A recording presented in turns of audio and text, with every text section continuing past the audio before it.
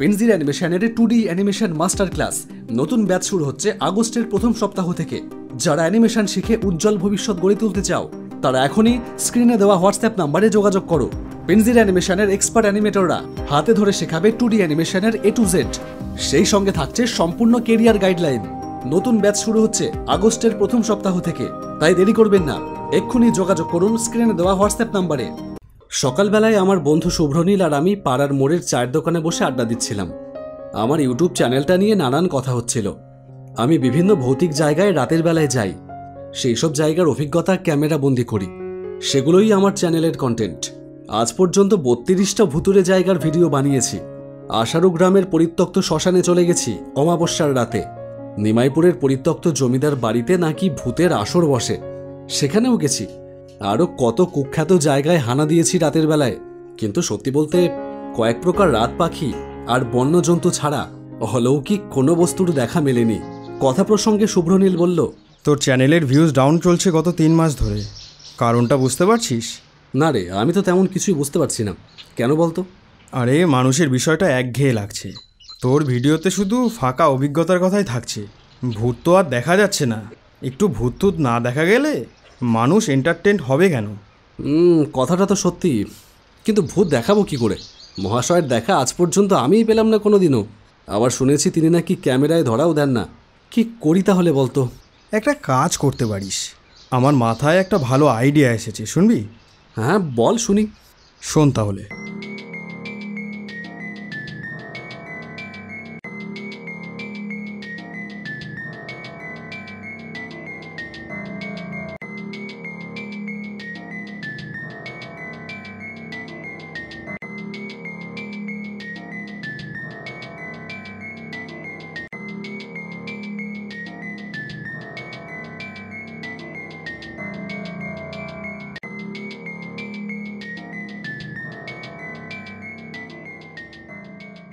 আইডিয়াটা ভালো, এক্সপেরিমেন্ট করে দেখাই যায়, কিন্তু কোথায় যাওয়া যায় বলতো? একটা জায়গা আছে, তুই বোধহয় আগে সেখানে ভিডিও বানাসনি। কোথায়? আদিমপুরের নাম শুনেছিস? না, সে তো শুনিনি। অনেকেই শোনেনি। আমার মামাবাড়ি বীরনগরের 2টো গ্রাম পরেই আদিমপুর। সে এক গ্রাম বটে। এই 2025 সালে এসেও নাকি এখনও রাস্তার ধারে ল্যাম্পপোস্ট বসেনি। চারিধারে শুধু বাগান আর বাগান। তবে সব থেকে ভয়ঙ্কর হলো আদিমপুরের বাঁশবাগান। ওটা নাকি গোটা আদিমপুরের আতঙ্ক। কি আছে সেখানে? সে তো জানি না, তবে কিছু একটা নিশ্চয়ই আছে। তুই যদি সাহস করিস তবে আমি তোর সাথে যেতে পারি। সাহস করার কি আছে, চল তাহলে। তাহলে কালই যাই। হ্যাঁ, শুভস্য শীঘ্রম।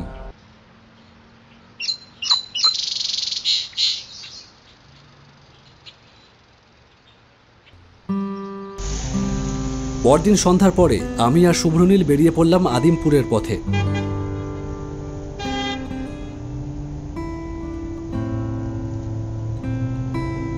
আমার কেনা সেকেন্ড হ্যান্ড 4 হুইলারটা ঘণ্টাখানেকের মধ্যেই আমাদের আদিমপুরে পৌঁছে দেবে। বীরনগর ছাড়িয়ে তাহিরপুর, আর তারপরেই আদিমপুর।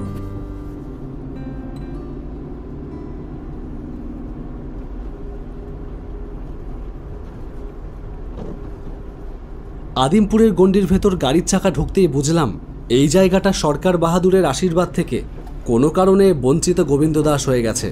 রাস্তাঘাট যেমন কাঁচা, তেমনই চারিধারে ঘুটঘুটে অন্ধকার।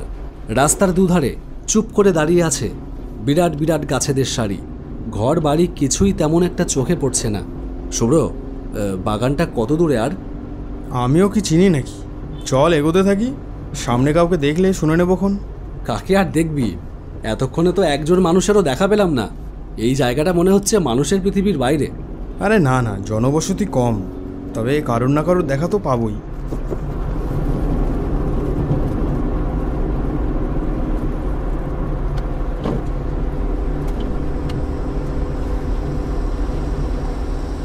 আরও বেশ কিছুটা গাড়ি চালাবার পর একটা চায়ের দোকান দেখতে পেয়ে গাড়িটাকে দাঁড় করালাম।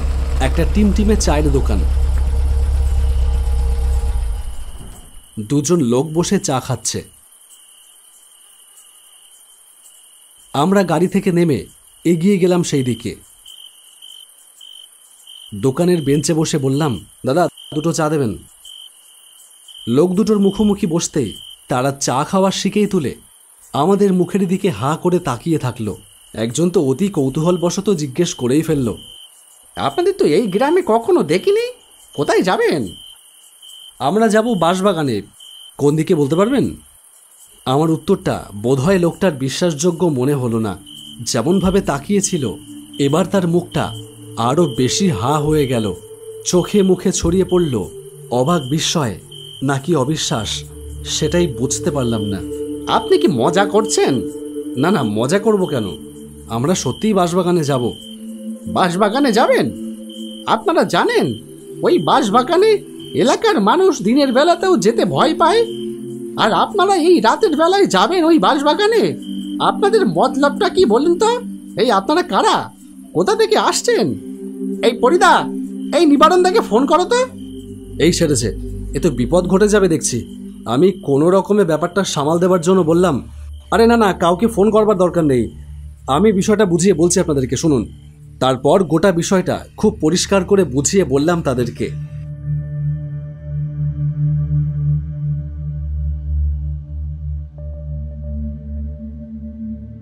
সবটা শুনে তারা একটু শান্ত হলো। তারপরে অপরজন বলল, দেখুন, সবই ঠিক আছে, এই আদিমপুরের বাঁশবাগানে আপনাদের ওই কাজ না করাই কিন্তু ভালো হবে। কেঁচো খুঁড়তে শেষমেশ কেউটে বেরিয়ে পড়তে পারে, তখন কিন্তু পালাবার পথ পাবেন না। আচ্ছা, তা কি এমন আছে ওই বাঁশবাগানে যার জন্য আপনারা এত ভয় পান? সে অনেক পুরনো কথা। এই আদিমপুর গ্রামের শ্মশানে কোত্থেকে এক কাপালিক এসে থাকতে শুরু করে। শ্মশানের মন্দিরেই থাকতো সে। সে কারুর সাথে কথাবার্তা বলতো না, নিজের তন্ত্রমন্ত্র সাধনা নিয়ে মেতে থাকতো। কিন্তু তাকে দেখেই বোঝা যেত যে সে শুভ শক্তির সাধক না। তার চোখে মুখে সবসময় একটা পশুর মতন হাব ভাব দেখা যেত।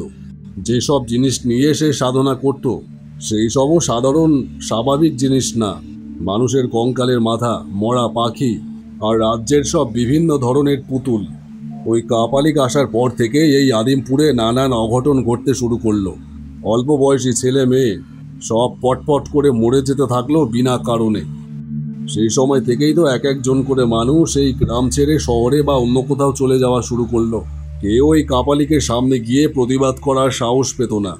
এক অমাবস্যার রাতে গ্রামের হারার মণ্ডলের ছোট ছেলেটাকে হঠাৎ খুঁজে পাওয়া যাচ্ছে না। সারা গ্রামে খোঁজ পড়ে গেল। অবশেষে সকালবেলায় দেখা যায় শ্মশানের পেছনের জঙ্গলের একটা ঝোপের ভেতর থেকে হারান মণ্ডলের ছেলের মৃতদেহ পাওয়া গেল। কারোরই আর বুঝতে বাকি থাকলো না যে এই কাজ ওই কাপালিক ছাড়া আর কারোরই হতে পারে না। সারা গ্রামের লোকের এবার সহ্যের সীমা ছাড়িয়ে যায়। সবাই মিলে একজোট হয়ে এবার ওই কাপালিকের ওপর হামলা করে, তাকে ওই বাঁশবাগানের ভেতরেই মেরে পুঁতে রেখে দেয়। কাপালিক তো মরল, কিন্তু তার অশুভ আত্মা এবার তার প্রতিনিধিত্ব করতে পিশাচ হয়ে ফিরে এলো। গোটা আদিমপুর জুড়ে শুরু হলো এক নতুন আতঙ্ক। রাতের বেলায় ওই বাঁশবাগানে যদি কেউ ভুল করেও চলে যেত, সে আর জ্যান্ত ফিরে আসতে পারত না। এখনো মাঝে মাঝে ওই বাঁশবাগানের ভেতর থেকে মাথার খুলি, মরা পাখি, নানান ধরনের পুতুল আর আর কী সব সাধনার জিনিসপত্র পাওয়া যায়। সেই আতঙ্কেই তো এই আদিমপুর দিনে দিনে ফাঁকা হয়ে যাচ্ছে। এখানকার জমি জমা বেচে সব চলে যাচ্ছে অন্য জায়গায়। আর যারা আমাদের মতন হতভাগা, সহায় সম্বলহীন কিছু মানুষ, তারাই কেবল পড়ে আছি এই আদিমপুরের আদিম মানুষের মতো। চাওয়ালা আমাদের 2 কাপ চা দিল।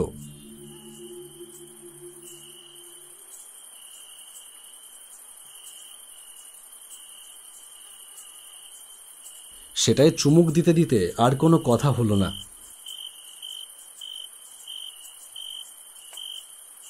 মুখ বুজে দেখতে থাকলাম চারিদিকের নিস্তব্ধ রাত।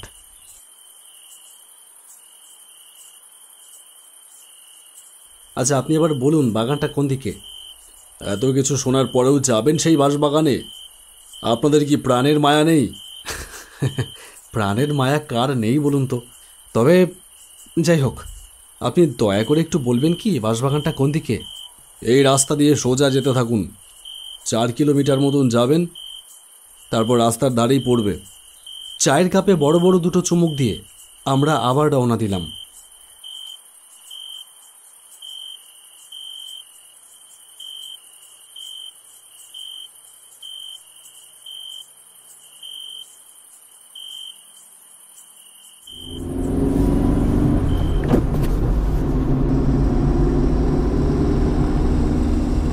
লোকটার কথা মতো প্রায় 4 কিলোমিটার পথ চলে আসবার পরে দেখতে পেলাম সেই বাঁশবাগানটাকে।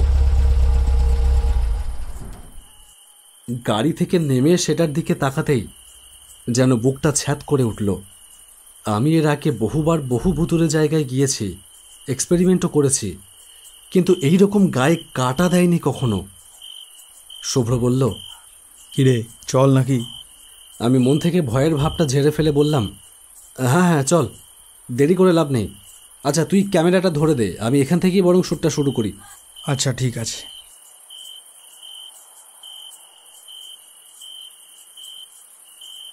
হ্যালো বন্ধুরা, আমি Somnath Raychaudhuri. The horror hunter চ্যানেলে তোমাদের সবাইকে আরও একবার স্বাগত। সবাই রেডি হয়ে যাও বন্ধুরা, আজ আবারও একবার শিহরিত হবার পালা। হ্যাঁ বন্ধুরা, আজ আবারও এসেছি আরও এক ভৌতিক জায়গায়। এসেছি আদিমপুরের বাঁশবাগানে, সেই আদিমপুর যার নাম শুনলেই মানুষের হৃদস্পন্দন বেড়ে যায়, সেই আদিমপুর যার বাঁশবাগানে ঘনিয়ে আছে অজানা আতঙ্কের ভয়। এক ভয়ঙ্কর আত্মা রয়েছে এই বাঁশবাগানে। আজ আপনাদের দেখানোর চেষ্টা করব, যদি আমরা সেই অশরীরী আত্মাকে ক্যামেরাবন্দি করতে পারি তাহলে এই প্রথমবার হরর হান্টারের ক্যামেরায় ধরা পড়বে ভূত। হ্যাঁ বন্ধুরা, প্রতিবারের মতন শুধুমাত্র গা ছমছমে পরিবেশ নয়, এবারে সত্যিকারের ভূত দেখবার পালা। তাহলে রেডি হয়ে যাও। চল শুভ্র, এবার ঢোকা যাক তাহলে। সোমনাথ, রাত 9:30 বাজে। একবার তাকিয়ে দেখ, বাগানটার চেহারা তোর কাছে স্বাভাবিক বলে মনে হচ্ছে? ভালো করে দেখ, এই বাগান কিন্তু জীবন্ত হয়ে উঠছে। ভেতরে ঢুকবি কি না ভেবে দেখ। কি যে বলিস, তোর বাড়ির পেছনের কলা বাগানের সঙ্গে যদি কোনো ভূতের গল্প হঠাৎ করে মিশে যায়, তখন দেখবি সন্ধ্যাবেলায় সেটাকে দেখলেও এরকম জীবন্তই মনে হবে। তাছাড়া আমাদের প্ল্যানের কথাটা তুই ভুলে গেছিস মনে হচ্ছে। না না, ভুলে যাব কেন, কিন্তু আমার জন্য সত্যিই ভয় ভয় করছে, তাই বললাম তোকে। নে নে, এবার সব ফালতু ভয়টয় বাদ দিয়ে চল ঢোকা যাক। আমি আর শুভ্রনীল ঢুকে পড়লাম বাঁশবাগানের ভেতর। হাঁটতে হাঁটতে আর চোখে শুভ্রর দিকে তাকাচ্ছিলাম। ওর চোখে মুখে দিব্যি ভয় ছড়িয়ে আছে। ওকে তো আমি সাহসী বলেই জানতাম, এমন ভীতু যে তা তো আগে জানতাম না। কথাটা বলেই ফেললাম, কি ব্যাপার, তোর ভয় করবে যখন তাহলে তুই আসলি কেন আমার সাথে? আমি তো দিব্যি আমার ক্যামেরাম্যানকে নিয়ে আসতেই পারতাম। সোমনাথ, আমার রাশি হালকা, তাই আমি অনেক কিছুই দেখতে পাই আর অনুভবও করতে পারি। আমিও ভেবেছিলাম যে লোকে মিথ্যে মিথ্যে ভয় পায়, কিন্তু এই বাঁশবাগানের সামনে এসে দাঁড়াতেই আমার মনে হতে থাকলো এর ভেতরে নিশ্চয়ই কিছু আছে। কিচ্ছু নেই রে পাগল, কিচ্ছু হয় না। ভূত প্রেত অলৌকিক অতিলৌকিক কিচ্ছু হয় না, সবই মনের ভুল আর অলিক কল্পনা মাত্র। আচ্ছা শুভ্র, এখানটায় দাঁড়া, এই ব্যাকগ্রাউন্ডটা ভালো, এখানেই শ্যুটটা করে নি। ঠিক আছে, সামনের ওই বাঁশঝোপটা দেখেছিস? ওখানেই ভালো হবে। তুই ব্যাগ থেকে সাদা কাপড়টা বার কর, আমি গিয়ে সুন্দর করে ঝুলিয়ে দিয়ে আসছি। দেখলেই মনে হবে যে বাঁশঝাড়ের মধ্যে কেউ সাদা কাপড় পরে দাঁড়িয়ে আছে। এই ভিডিও ভাইরাল হবেই। এই নে কাপড়, যা তাহলে ঝুলিয়ে দে। শুভ্র বাঁশঝোপের ভেতরে সাদা কাপড়টা ঝোলাতে চলে গেল। এটাই ছিল আমাদের প্ল্যান। ক্যামেরায় ভূত দেখানো সত্যি সত্যিই সম্ভব না, তাই এইভাবেই একটা কন্টেন্ট তৈরি করা। শুভ্র কাপড় ঝুলিয়ে আমার পাশে এসে দাঁড়ালো। আমরা শ্যুট শুরু করবার আগে একবার সেটাকে ভালো করে দেখতে লাগলাম। শুভ্র বলল, সোমনাথ, দেখেছিস কেমন বিভৎস, কেমন ভয়ঙ্কর লাগছে, দেখলেই গায়ে কাটা দেয়। আচ্ছা নে, তুই ক্যামেরা রেডি কর, তাড়াতাড়ি শ্যুট শেষ করে বেরিয়ে যাই। আমি ক্যামেরার সামনে দাঁড়াতে যাব, এমন সময় হঠাৎ মনে হলো সামনে বাঁশঝাড়ের ভেতর রাখা সেই সাদা কাপড়টা কেমন যেন একটু নড়ে উঠল। আমি ভুল দেখতে পারি এইটা ভেবে শুভ্রর মুখের দিকে তাকালাম, কিন্তু দেখলাম শুভ্রও ভয়ানকভাবে আমার মুখের দিকে তাকিয়ে আছে। এটা কি হলো সোমনাথ? কাপড়টা ওইভাবে নড়ে উঠলো কেন? আরে ধর ভীতু কোথাকার, হয়তো হাওয়ায় নড়েছে। আরে এত অল্পেই ভয় পেয়ে যাস তুই? কথা শেষ করে যেই সামনে তাকিয়েছি অমনি যেন আমার পিলে চমকে উঠল ভয়ে। সামনে কি দেখছি আমি?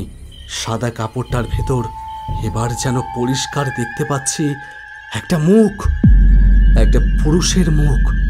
তার মোটা গোপ, চোখের ভেতর যেন ঠিকরে বেরোচ্ছে নারকীয় ক্রোধের আগুন, কপালে লাল টিকা। এবার দেখলাম সেই বাঁশঝোপের আশেপাশে ছড়িয়ে রয়েছে কতগুলো মানুষের মাথার খুলি, হাড়গোড়, আর আর কিছু অদ্ভুত দেখতে পুতুল। সাদা কাপড়ের ভেতর সেই মুখটা দেখলেই বোঝা যায় যাকে দেখছি সে তান্ত্রিক বা কাপালিক জাতীয় কিছু একটা হবে। আমার জীবনে এরকম অভিজ্ঞতা আগে কোনোদিনও হয়নি। পুরো ব্যাপারটা বুঝতে আমার বাকি থাকলো না। আজ বুঝলাম যে আমার ধারণা ভুল ছিল। শরীর থাকলে অশরীরীও আছে। শুভ্রকে বললাম, শুভ্র দৌড়ো দৌড়ো। তারপর আমরা দুজন মিলে বাঁশবন ভেঙে চুরে শুরু করলাম দৌড়। দৌড়ে কোনো রকমে বাঁশবাগানটা পেরিয়ে আমাদের গাড়ির কাছে এসে আছড়ে পড়লাম।